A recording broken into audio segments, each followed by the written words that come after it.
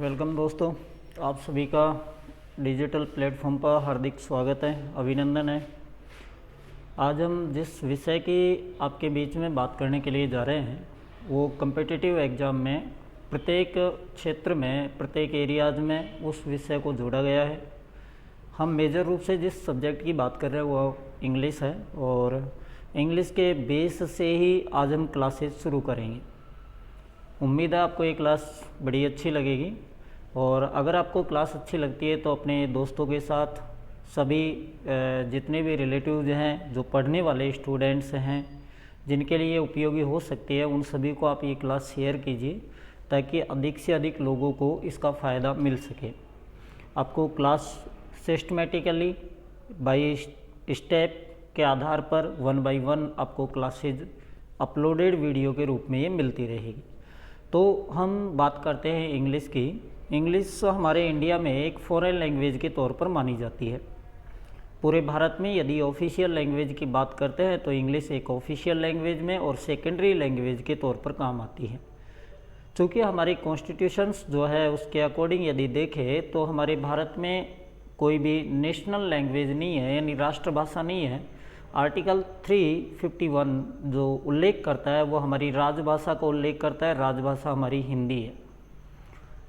English को जानना, पहचानना कम्पिटिटिव एरिया में काफ़ी मस्ट है और ज़रूरी है कि इंग्लिश को हम बेटर तरीके से समझें। इंग्लिश को समझने के नींव के आधार पर यदि हम देखते हैं तो हमारे इंग्लिश में दो चीज़ होती है। एक तो पार्ट ऑफ स्पीच होती है। तो पार्ट ऑफ स्पीच 1 बाय 1 पढ़ने होते हैं। चूँकि हमको यहाँ आधार पढ़ना है, बेस पढ़ना है, जानना है, तो आज हम जो शुरुआत करेंगे वो पार्ट ऑफ स्पीच की बाद में करेंगे। पहले इसके एक बेसिक, एक फंडामेंटल जो नींव है, यानी हम टेंस की बात करेंगे। टेंस जो वर्ड है इसका अर्थ काल होता है। अभी आपको इसकी पूरी थीम आपको समझनी है कि जो टेंस है वो क्या है, किस तरीके से है। तो देखिएगा, अपन बात करते हैं टेंस की। टेंस का शाब्दिक अर्थ तो क्या होता है, पहले तो आपको ये समझना है। टेंस को कहते हैं जी काल, और काल को ही कहा जाता है समय। कुल मिलाकर हम इसकी एक परिभाषा दे सकते हैं। समय को इंग्लिश में आपको पता है टाइम कहा जाता है। तो हम एक परिभाषा दे सकते हैं इसकी, और परिभाषा क्या दे सकते हैं कि टाइम को इंडिकेट करना या टाइम को बताना काल कहलाता है, या फिर ये कह सकते हैं टेंस कहलाता है। इंग्लिश बहुत तो माइनर चीज़ है, केवल हिंदी और इंग्लिश में आपको कंपैरिजन करते हुए पढ़ना है। मूलतः है, अगर आपसे कभी हाई लेवल स्टैंडर्ड एग्जामिनेशन में अगर जनरली कोई ये प्रश्न पूछ ले कि भाई टेंस होते कितने हैं, तो ध्यान रखना कम्पिटिटिव एरिया से अलग पढ़ने हैं, लेकिन टेंस मूलतः दो ही होते हैं, प्रेजेंट एंड पास्ट। सीक्वेंस पूछे तो पास्ट एंड प्रेजेंट। चूँकि फ्यूचर टेंस नहीं होता लेकिन अपन को कम्पिटिटिव एग्जाम में करना होता है, तो इसलिए फ्यूचर को टेंस के रूप में पढ़ना है। फ्यूचर एक टाइम होता है, एक प्रिडिक्शन होता है, एक भविष्यवाणी जिसको अपन कह सकते हैं।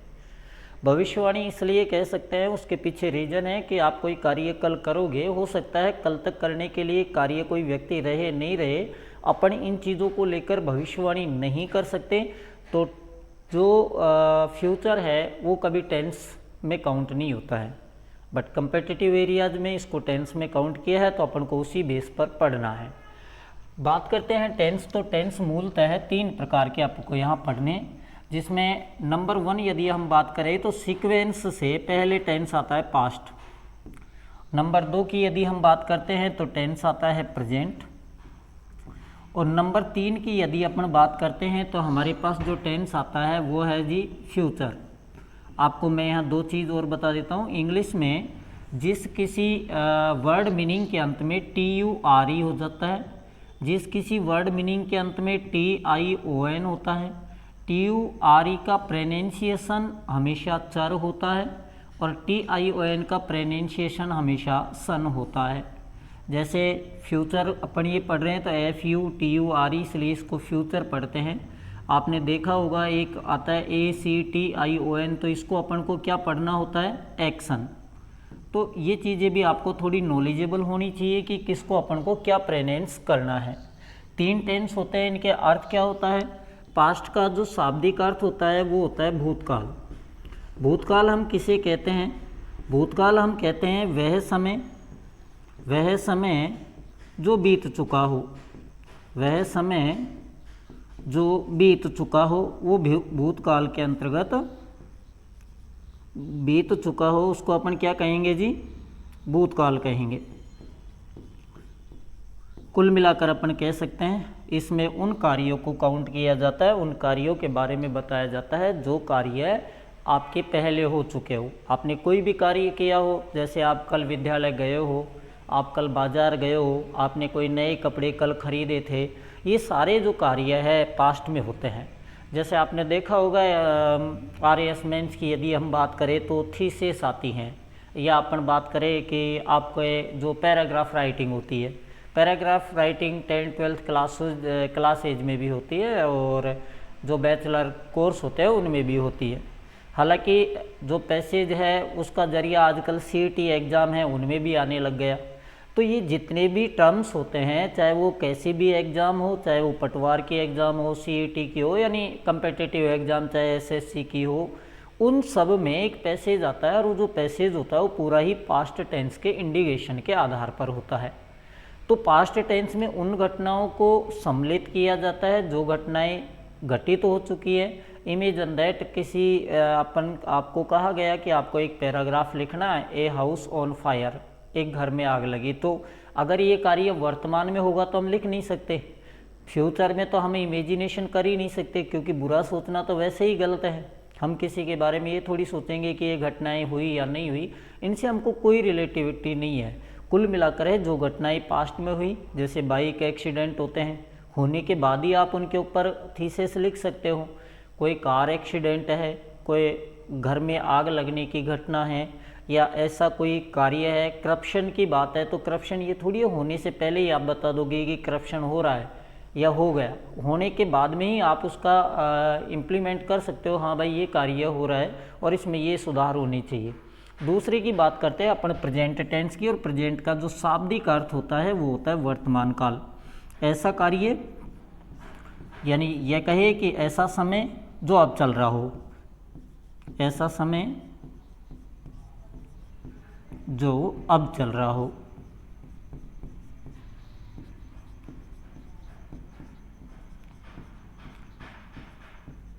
अब जैसे आप लोग पढ़ाई कर रहे हो, अभी अपन इंग्लिश पढ़ रहे हैं, तो we are reading in English, तो हम अंग्रेजी पढ़ रहे हैं, ये टाइम अभी चल रहा है, अभी काउंट हो रहा है। तो ऐसे समय को आपको इंडिकेट करना है प्रेजेंट टेंस में।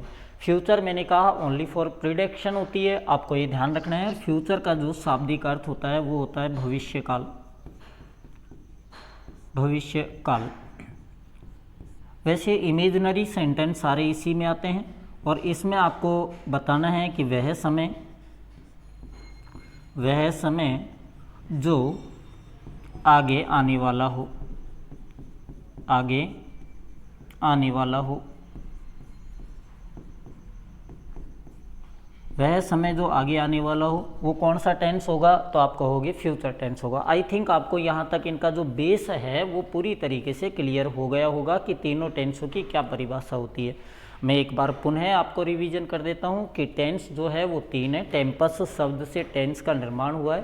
तीन टेंस है, past, present and future. Past का अर्थ वह समय, वह कार्य जो बीत चुका हो।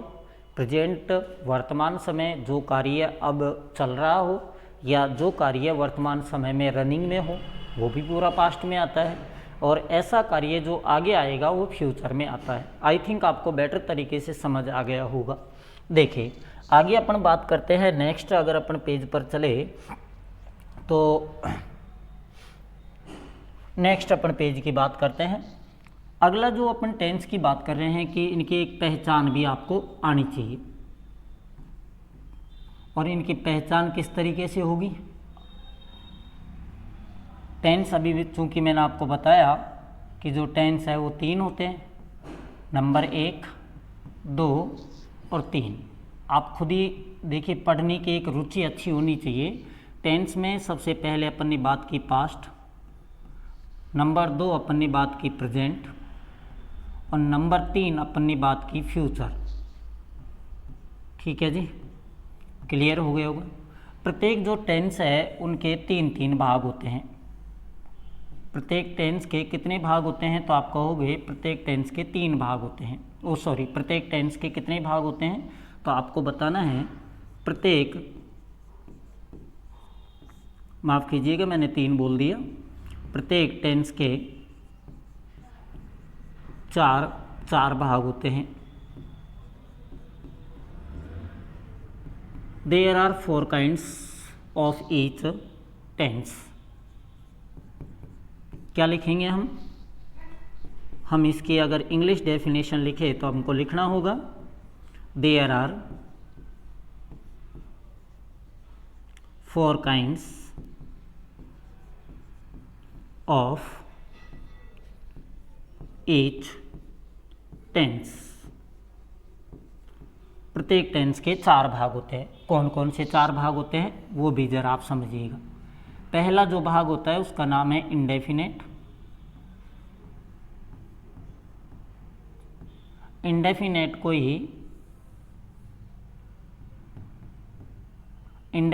ही कहते हैं सिंपल।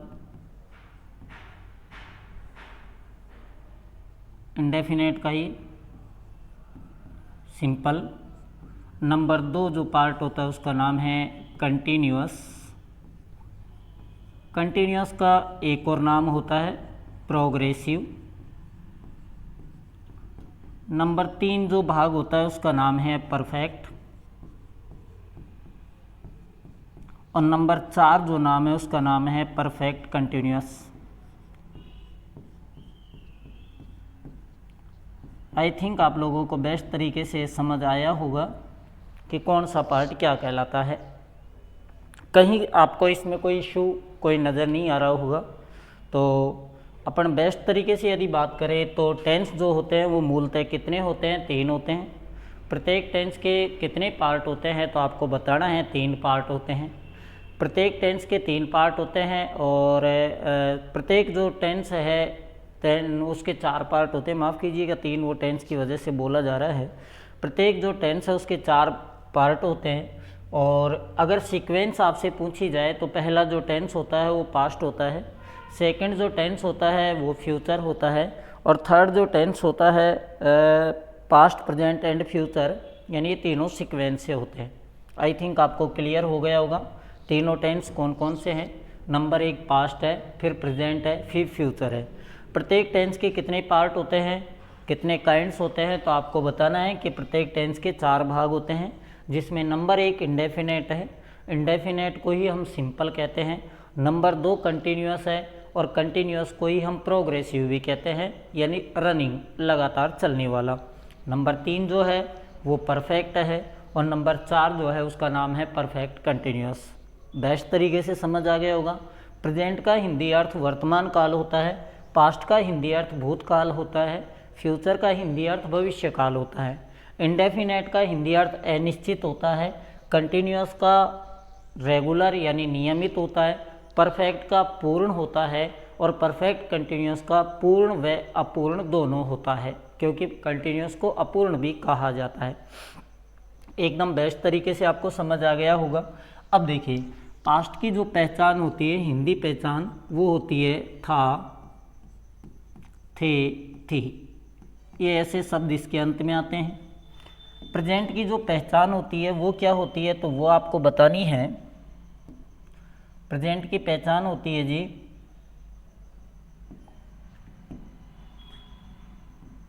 है या हूँ, ये प्रेजेंट की पहचान होती है।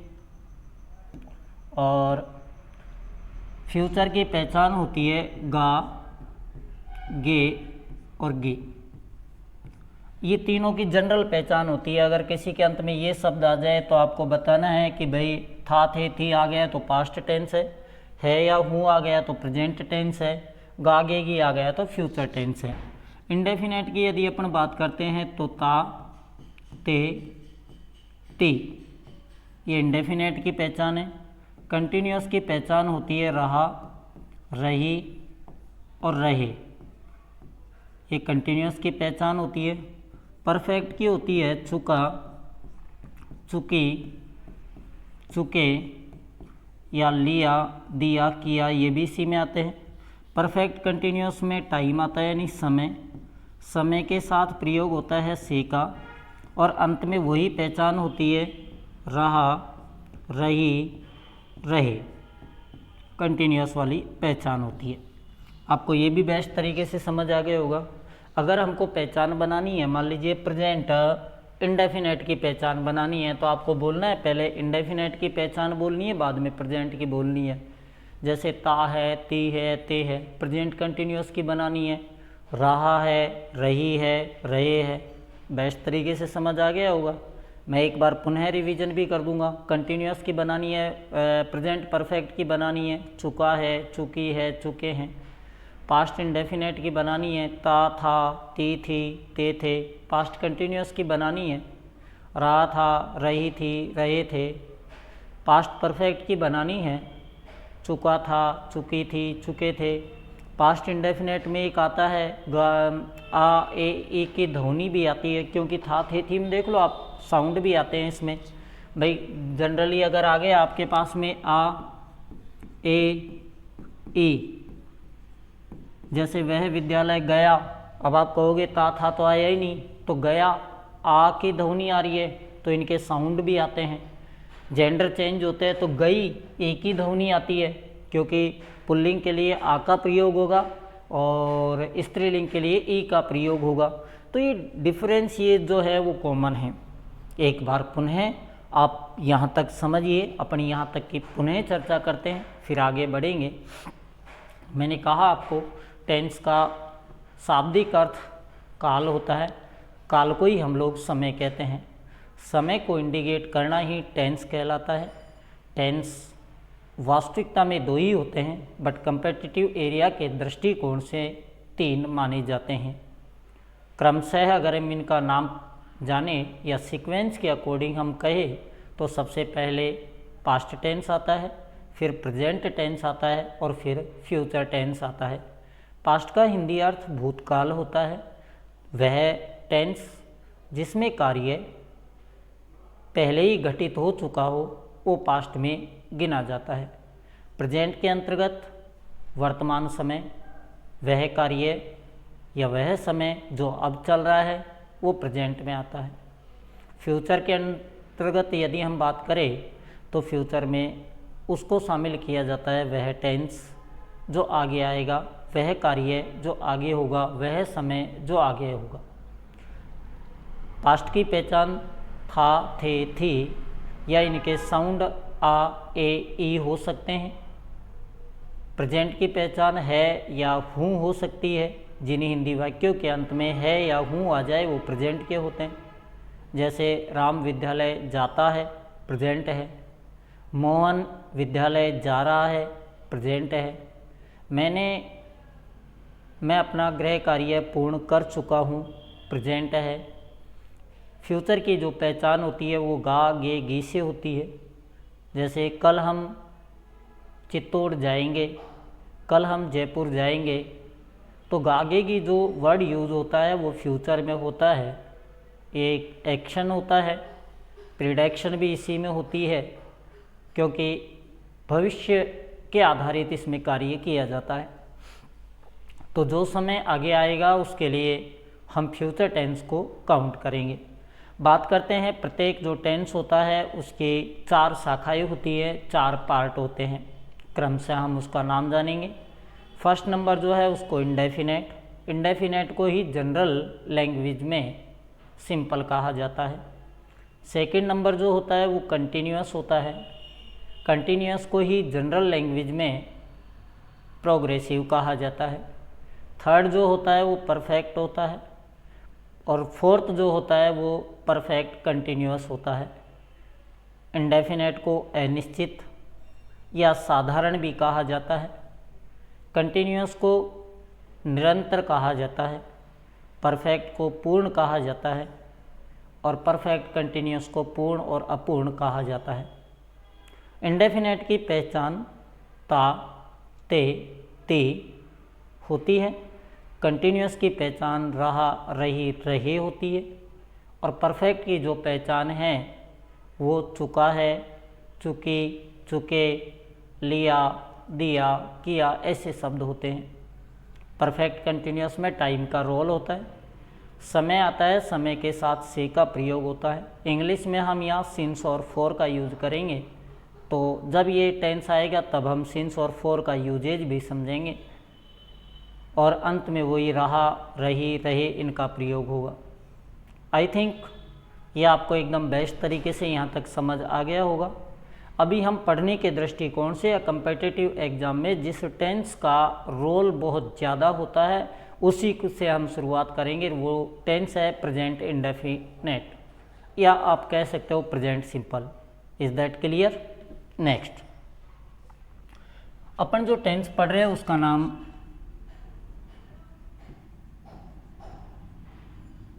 प्रेजेंट इंडेफिनेट, या ये कहे प्रेजेंट सिंपल।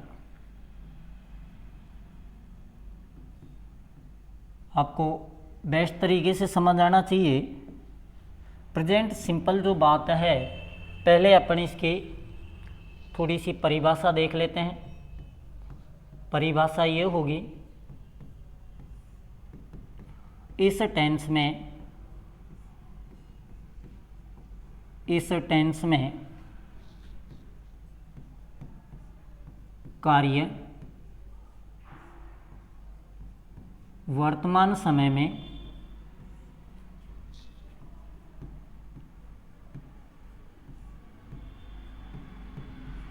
होता है, लेकिन कार्य की अनिश्चितता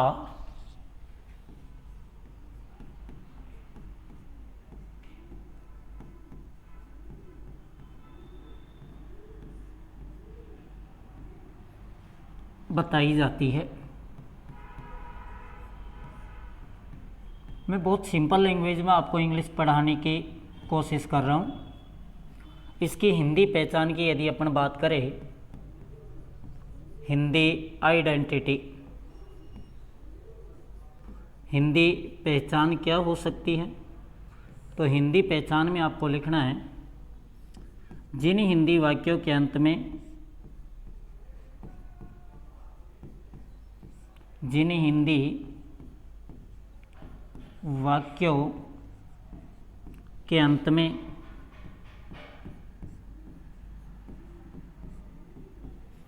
ता है, ती है, ते हैं, ताहूँ,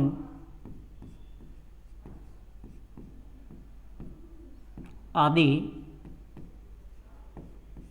शब्द आवे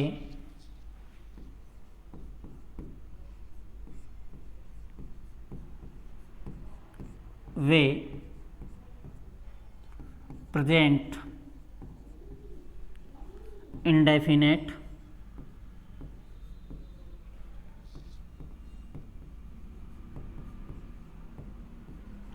के वाक्य होते हैं।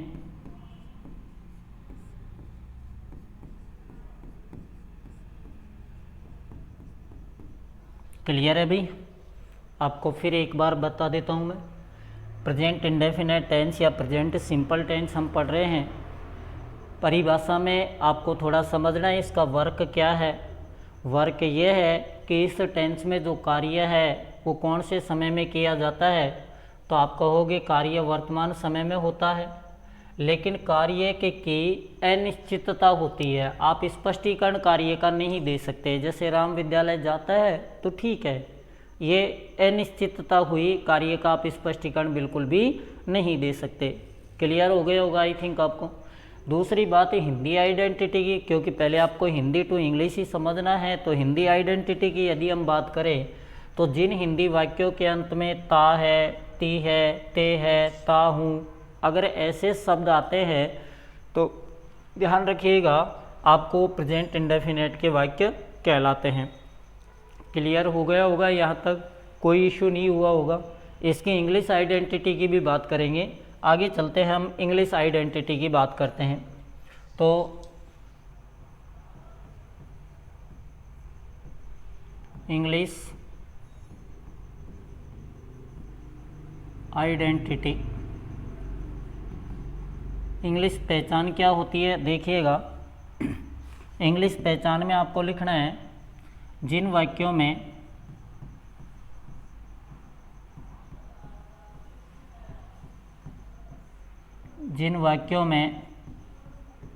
निम्नलिखित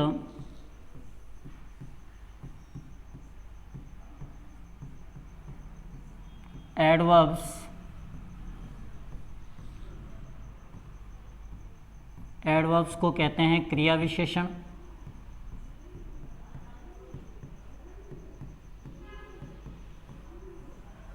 जैसे कौन कौन सी क्रिया विशेषण है भाई? एक तो आपको बताना है ऑलवेज, एक आपको बताना है समटाइम्स, एक आपको बताना है ऑफन, एक आपको बताना है डेली, इसके अलावा every day, every night, every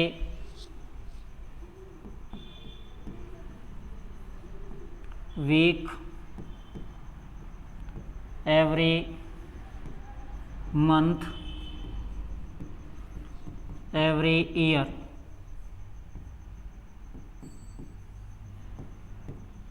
इसके अलावा आपको बताना है ट्वाइस ए डे,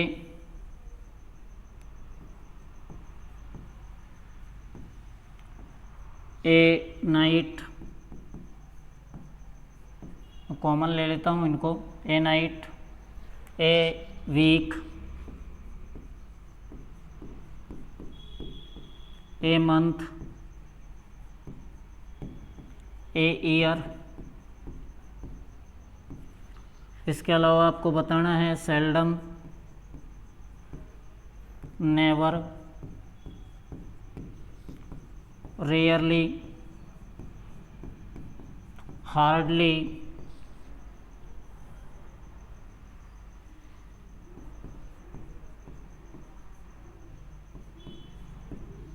बेयरली। ये सारे नेगेटिव वर्ड हैं भाई। बेयरली,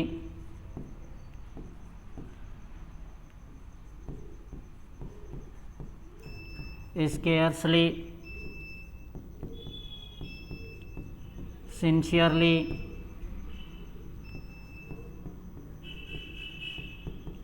ओकेजनली,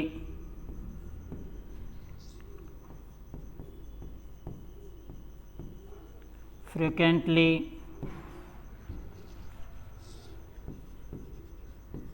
कॉन्सेक्वेंटली,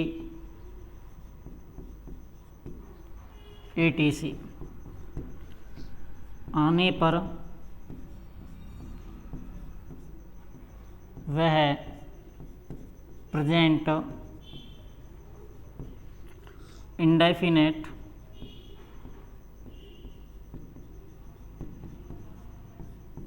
ऑब्लिक सिंपल का वाक्य होगा।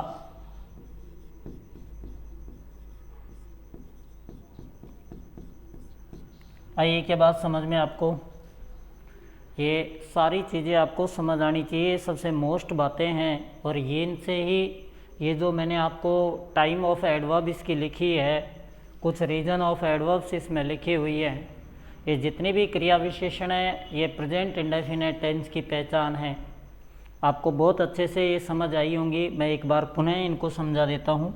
हिंदी में पहचान तो आप लोगों ने देख ही ली कि ठीक है हिंदी की पहचान तो ये होगी, लेकिन अगर अपन पहचान की बात करें इसमें इंग्लिश की, तो इसमें एडवर्ब्स आनी चाहिए। और एडवर्ब्स का मतलब है क्रिया विशेषण, वह शब्द, वह वर्ड जो क्रिया की विशेषता बताए किसी भी रूप में, किसी भी तरीके से, वो सब क्रिया विशेषण में काउंट किए जाते हैं।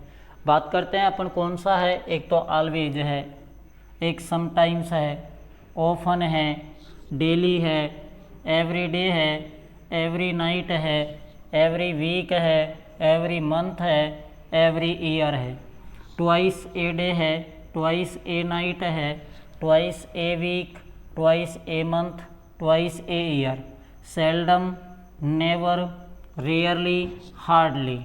इसके अलावा बात करें barely, scarcely, sincerely, occasionally, frequently और कॉन्सिक्वेंटली, परिणाम स्वरूप। एक यूजुअली और इसमें लिख लेना, आपको कहीं जगह मिल जाए तो मैं यहाँ लिख देता हूँ यूजुअली, आमतौर पर।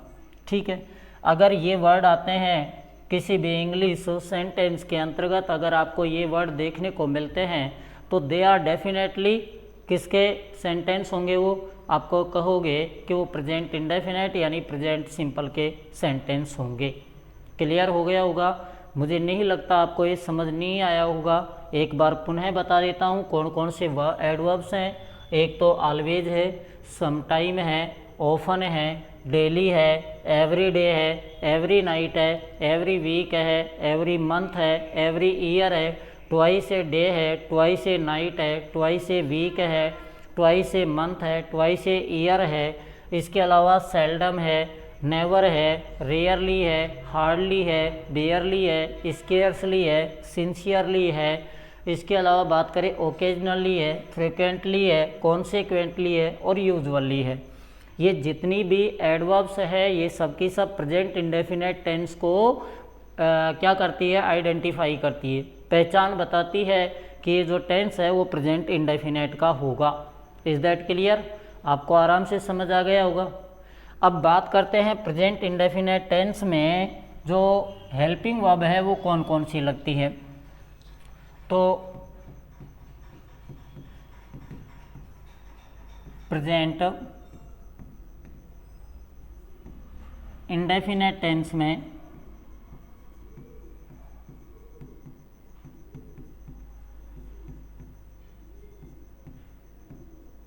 में दो हेल्पिंग वर्ब का यूज होता है।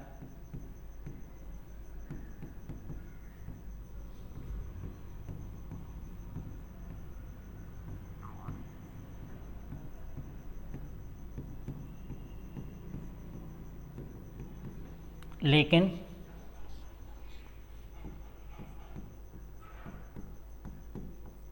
केवल नेगेटिव एवं इंटेरोगेटिव सेंटेंस में यूज किया जाता है।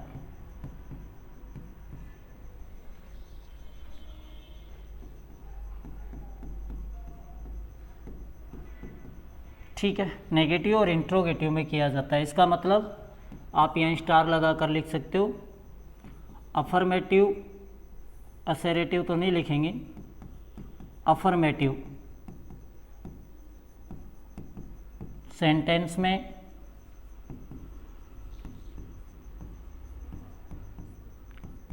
हेल्पिंग वर्ब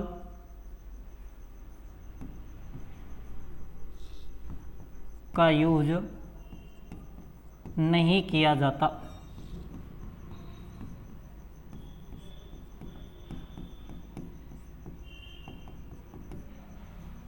यानी अफर्मेटिव जो सकारात्मक वाक्य होते हैं, ये भी कौन कौन से होते हैं इनको मैं बता देता हूँ। जो सेंटेंस के काइंड्स होते हैं, जिसमें एक तो होता है देखो असरेटिव, कथनात्मक वाक्य होता है। नंबर 2 होता है इंटेरोगेटिव।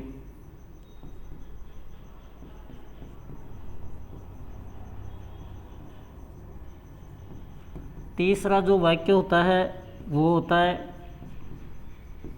इम्पेरेटिव।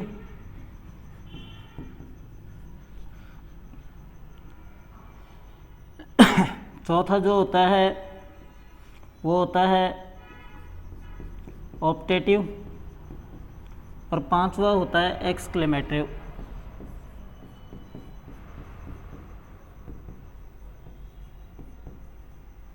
विस्मयादि बोधक। असर्टिव के दो पार्ट होते हैं, जिसमें एक होता है अफर्मेटिव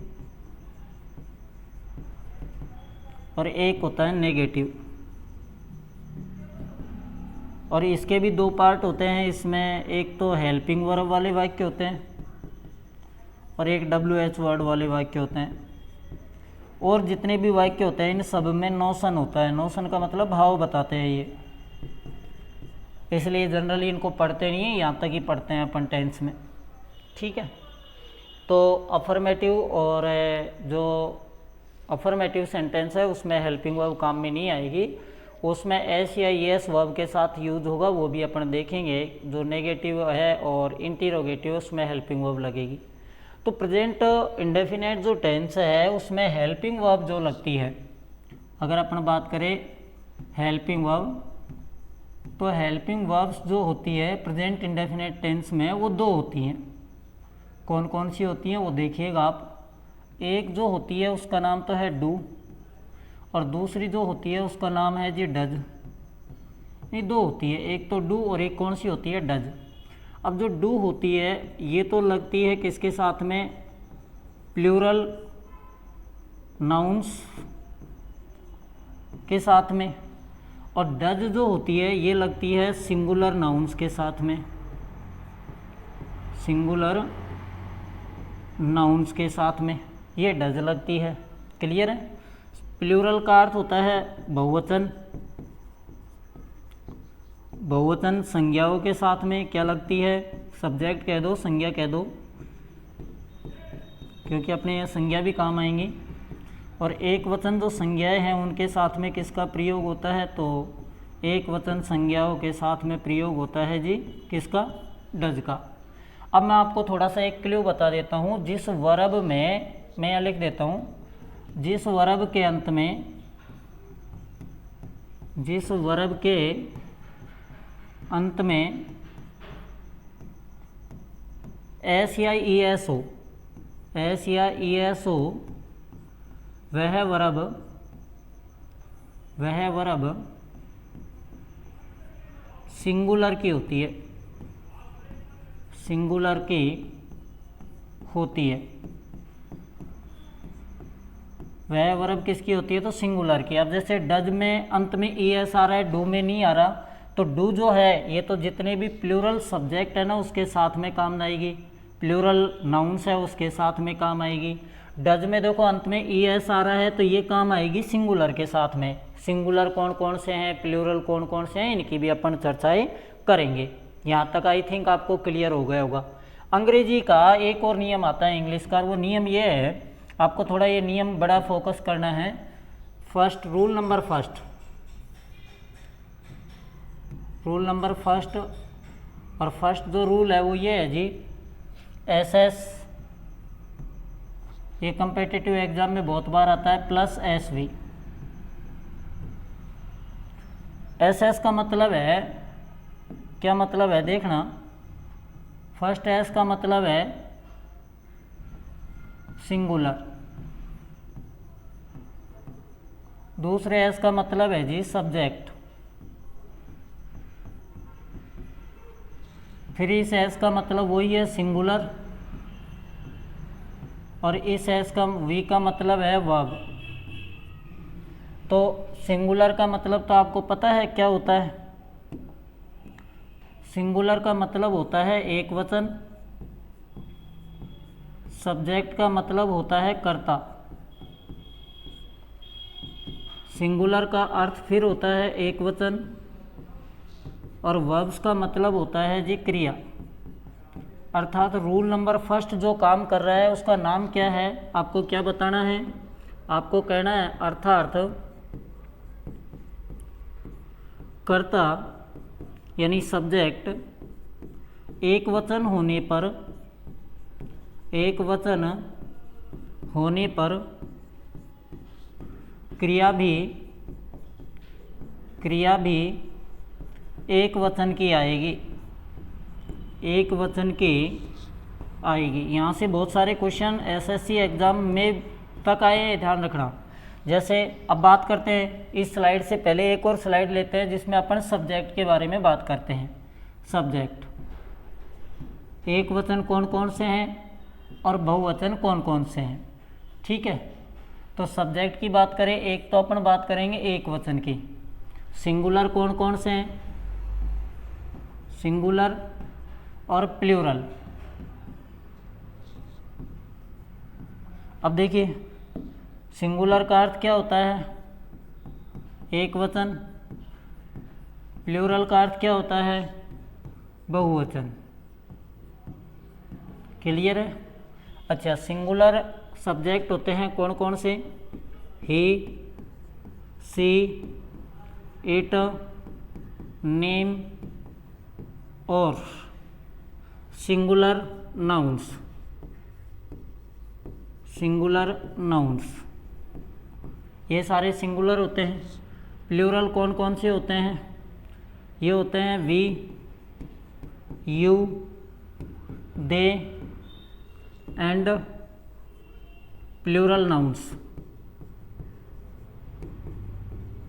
अब बात एक यहाँ आती है कि सर ये जब सारी चीज़ें हो गई तो आप एक बात बताइए, आई कहाँ गया।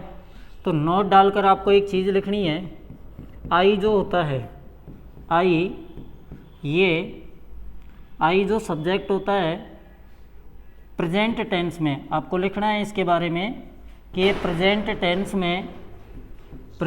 टेंस में सिंगुलर काउंट किया जाता है, सिंगुलर काउंट किया जाता है, सिंगुलर काउंट किया जाता है। जबकि पास्ट टेंस में, अच्छा आई प्रेजेंट नहीं, सॉरी उल्टा करना, इसको थोड़ा पास्ट, माफ़ कीजिएगा, यहाँ पास्ट लिखना। आई पास्ट टेंस में सिंगुलर काउंट किया जाता है, जबकि प्रेजेंट टेंस में क्या लिखना है आपको, प्रेजेंट टेंस में प्लूरल काउंट किया जाता है, प्लूरल काउंट किया जाता है। आई थिंक आपको क्लियर हुआ होगा। एक बार अपन बैक वाली पर चलते हैं। अपना नियम क्या था, S S plus S V, ये अपना फर्स्ट रूल काम कर रहा था। यानी कर्ता एक वचन होगा तो क्रिया भी कैसी होनी चाहिए, एक वचन की होनी चाहिए। क्रिया एक वचन की कौन सी है, आप फिर बैक स्लाइड पर जाइए और मैंने आपको बताया था कि जिस वर्ब के अंत में एस या ई एस हो वह वर्ब किसकी होती है, सिंगुलर की होती है। नियम अगला क्या बना, कर्ता अगर एक वचन है तो क्रिया भी कैसी होनी चाहिए, एक वचन की होनी चाहिए।